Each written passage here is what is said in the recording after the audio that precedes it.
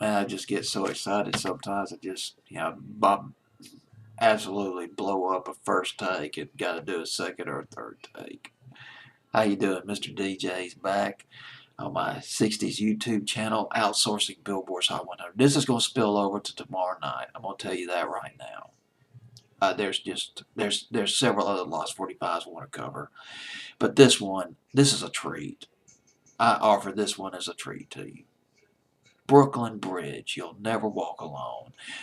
Here's the thing about the Brooklyn Bridge.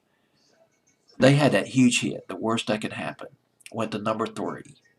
But the 4, 5, 6, 7 records that came after that did not make top 40.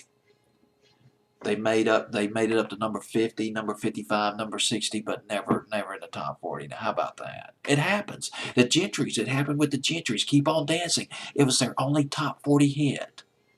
But their other charted hits did not make top 40. The Gentrys. And there's some Contours.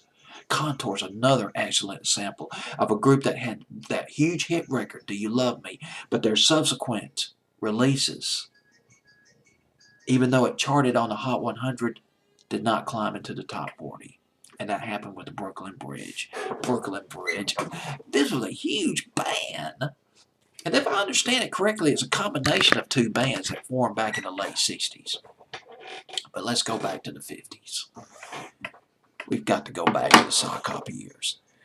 The lead singer of the Brooklyn Bridge, Johnny Maestro, started with the Crest. He was the lead singer of the Crest. He sang lead on 16 Candles. But then there's these other hot singles they had during the sock hop years. Trouble in Paradise. And there was also The Angels Listen In. Remember that? The Angels Listen In? This is classic sock hop. Soda Pop. Jukebox at a McDonald's, or going to a drive-in movie.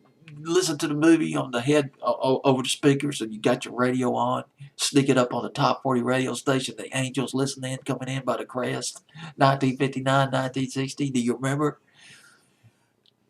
And of course, Step by Step was another huge hit by the Crest. But then after the Crest, Johnny Maestro did not do as well as a solo artist. He did have that one hit. Had a couple of hits. Not very big, though. You might remember Model Girl from 1961. And it just didn't pan out. Therefore, he jumped back in with the Crest. Johnny Maestro and the Crest, and they released several singles in the mid-60s. Then there's this group called the Dale Santons. Pretty big group as far as number of members. They started out in the 50s, but they never had a hit record. And they sang back up to Dion, post Belmont, singing back up with Dion. But that's about it. By 1967, 68, they were looking for a new lead singer. And legend has it that they approached Johnny Maestro in a gym, and he was playing a guitar. He was playing his guitar. And they asked him, hey, would you like to join our group?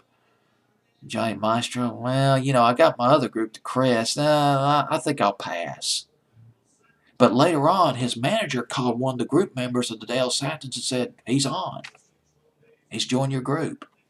The worst that could happen. Guess who wrote that song? Jimmy Webb. The guy who wrote By the Time I Get to Phoenix, MacArthur Park, Galveston, Wichita Lineman, All I Know, which was done by Art Garfunkel in '73.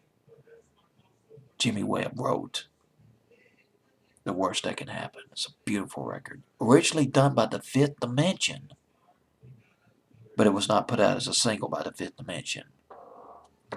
And then one of the runner-ups, Welcome Me Love and Blessed Is the Rain. Guess who wrote those songs? Oh, you're going to love it. See, I love sharing this kind of trivia with you. The guy who wrote the runner-ups, Welcome Me Love and Blessed Is the Rain, Tony Romeo. Tony Romeo wrote Indian Lake by the Cowsills. He also wrote, I guess it'd be his all-time opus, I Think I Love You by the Partridge Family. You'll Never Walk Alone, a very dramatic take on this record by Brooklyn Bridge, but only got as high as number 51 on Billboard's Hot 100. But here it is for your listening pleasure.